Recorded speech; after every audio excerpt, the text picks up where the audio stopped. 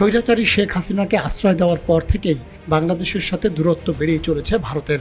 আর এই বিরোধের সুযোগে গেল সপ্তাহে ভারতের অরুণাচলের অন্তত 60 কিলোমিটার জায়গা দখল করেছে প্রতিবেশী দেশ চীন।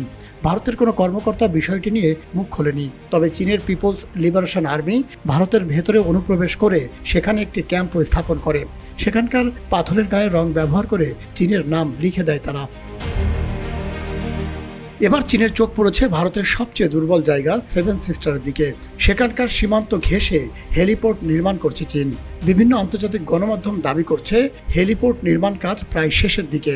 ভারতের গণমাধ্যম এনডিটিভিও চীনের হেলিপোর্ট নির্মাণের স্যাটেলাইট ছবি প্রকাশ করেছে। সেভেন সিস্টার্সের অন্তর্ভুক্ত অরুণাচল প্রদেশের স্পর্শকাতর সীমান্তে হেলিপোর্ট নির্মাণ করা মানে ভারতের সবচেয়ে দুর্বল জায়গায় আঘাত করা। নিয়ন্ত্রণ রেখা থেকে মাত্র 20 কিলোমিটার দূরত্বে এই হেলিপোর্টটি নির্মাণ করছে চীন।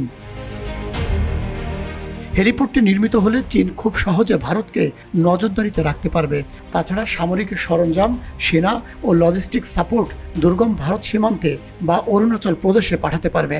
এছাড়া সেখানে ভারী যুদ্ধাস্ত্র মজুতেরও আশঙ্কা করা হচ্ছে। অর্থাৎ সীমান্ত অঞ্চলটিতে যে কোনো সংঘাত মোকাবেলায় দ্রুত জবাব দেওয়ার সক্ষমতা অর্জন করতে চলেছে চীন। অরুণাচল প্রদেশ নিয়ে দীর্ঘদিনের বিরোধ থাকায় এ ধরনের পদক্ষেপে ভারতের ঘুম হারাম।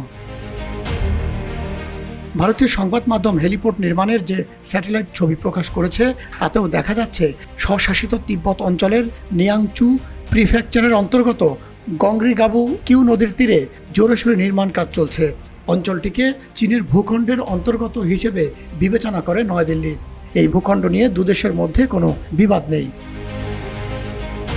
এনডিটিভির প্রকাশ করা ছবিটি মার্কিন প্রতিষ্ঠান ম্যাক্সারের তোলা। 2024 সালের 16 সেপ্টেম্বরের ছবিটিতে দেখা যাচ্ছে হেলিপোর্ট নির্মাণ কাজ প্রায় শেষের দিকে। দ্য হিন্দুস্তান টাইমসের প্রতিবেদনে বলা হয়, লাদাখের ভূমি দখলের অভিযোগটি প্রথম করেছেন ভারতের কংগ্রেস নেতা রাহুল গান্ধী। 10 সেপ্টেম্বর যুক্তরাষ্ট্রের ওয়াশিংটন ডিসির ন্যাশনাল প্রেস ক্লাবে দেওয়া বক্তব্যে রাহুল গান্ধী এ অভিযোগ করেন। তিনি বলেন, প্রধানমন্ত্রী নরেন্দ্র মোদী চীনকে ভালোভাবে সামলাতে পারছেন না। এ সুযোগে লাদাখে দিল্লির সমপরিমাণ ভূমি দখল করে নিয়েছে চীন। মাহমুদ সোহেল, রূপালী বাংলাদেশ।